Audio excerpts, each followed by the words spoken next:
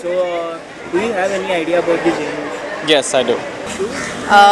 Yeah, we've like read something about it in the papers, but I don't have many details about it. We do have some sort of an idea from newspapers and everything, but more importantly from Facebook, since like Facebook has always been like Forum the for spreading awareness on such issues. especially when the media is doctoring shit. So, what is your opinion? My opinion is that the slogans which were yelled, they are the main cause of the problem. But they were not seditious, they were not violence creating, they were actually dissent-based slogans. So they were not liable to an arrest. I think it has two facets to it.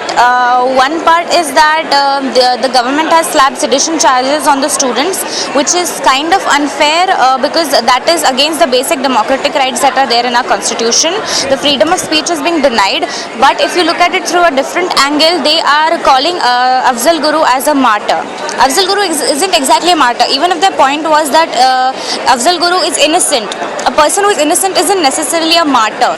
There seems to be a blatant attempt at polarization of all of India, not just universities but society as a whole, that if you say certain things and do certain things then you're national, and if you don't then you're anti-national. And do you think that the media has blown this issue out of Yes, of course, the media has blown it so much out of proportion. The greatest example being the video of Arnab Goswami that is doing the rounds, where he has randomly dragged in Mr. Hanuman Thappa's name for I don't know what purpose.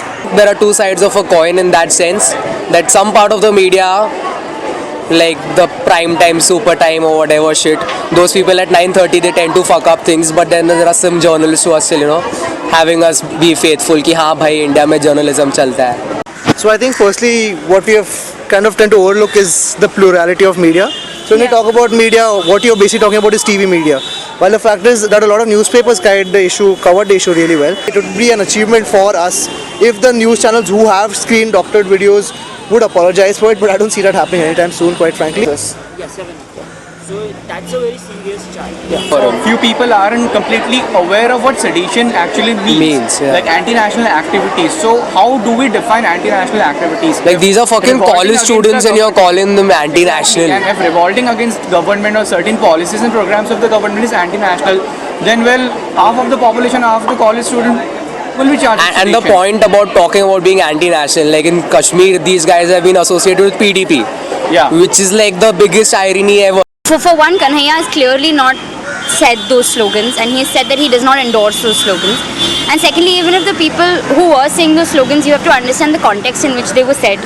It's not actually inciting any violence, and the FIR is actually based on that video clip that is misheard. Love for a nation can't be forced through communal incidences and teaching and raising flags on universities. Love for a nation comes when the nation does something for you, when the nation is really united. But we know it's not.